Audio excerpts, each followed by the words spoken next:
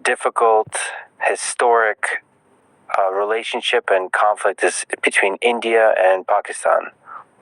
So it's one of the most tense conflicts in the world.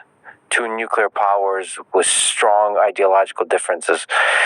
You are a great peacemaker, looking out into the future as a visionary. What do you see as the path for friendship, for peace, for good relations between India and Pakistan? कुछ इतिहास की जो बातें हैं जिसको शायद दुनिया के बहुत लोगों को पता नहीं है। 1947 से पहले आजादी की लड़ाई सब लोग कंधे से कंधा मिलाकर के लड़ रहे थे।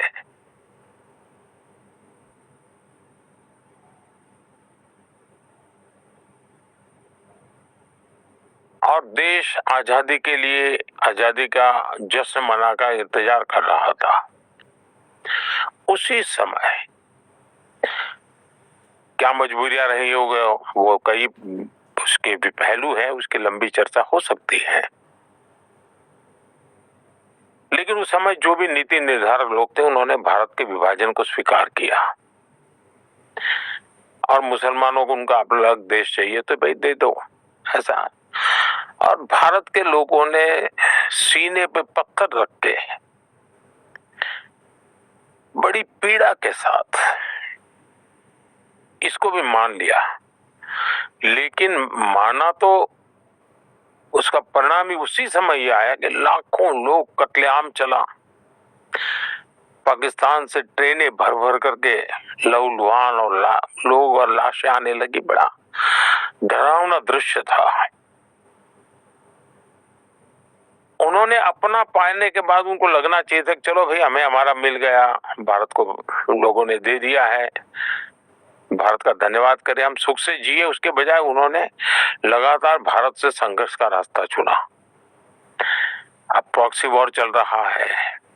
अब ये कोई आइडियोलॉजी नहीं है। आइडियोलॉजी ऐसी थोड़ी होती है, लोगों को मारो काटो, टेररिस्टों को एक्सपोर्ट करने का काम चल रहा है। और सिर्फ हमारे साथ ही नहीं,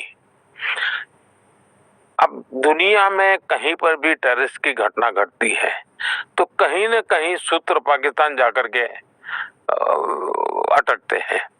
अब देखिए 9/11 इतनी बड़ी घटना घटी अमेरिका में, उसका मेन जो सूत्रधार था ओसामा बिन लादेन, वो आखिर में कहां से मिला? पाकिस्तान में ही शरण लेके बैठा था। तो दुनिया पहचान गई है कि ये प्रकार से आतंकवादी प्रवृत्ति, आतंकवादी मानसिकता, और वो सिर्फ भारत ही नहीं दुनिया भर के लिए परेशानी का केंद्र बन चुका है।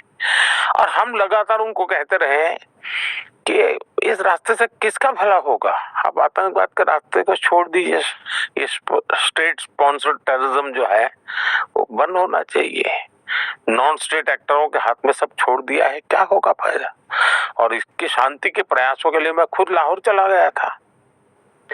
मेरे प्रधानमंत्री बनने के बाद मैंने मेरे शपथ समारोह में पाकिस्तान को स्पेशली इनवाइट किया था ताकि एक शुभ शुरुआत हो।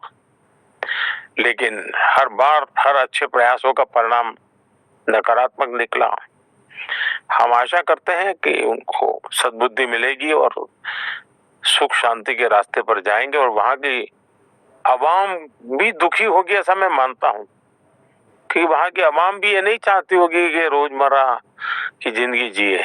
इस प्रकार के मारधार लोग लुहान कट को बच्चे मर रहे हैं, जो टेररिस्ट बन करके आते हैं, उनकी जिंदगी तबाह हो जाती है। Is there some memorable stories from your past attempts to try to improve relations with Pakistan that could guide the path forward into the future?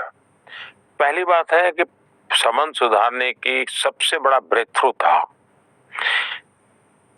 प्रधानमंत्री बनते ही शपथ समारोह में उनको निमंत्रित करना। ये अपने आप में बहुत बड़ी घटना थी और कई दशकों के बाद हुई थी घटना। और शायद जो लोग मुझे 2013 में सवाल पूछते थे कि मोदी की विदेश नीति क्या होगी, उन सबने जब ये सुना कि मोदी ने सार्क देशों के सभी नेताओं को शपथ समारोह में बुलाया तो चौंक गए थे।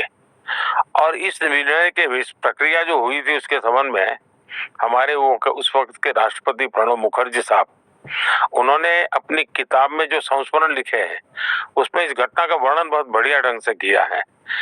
और सचमुच में भारत की विदेश नीति कितनी स्पष्ट है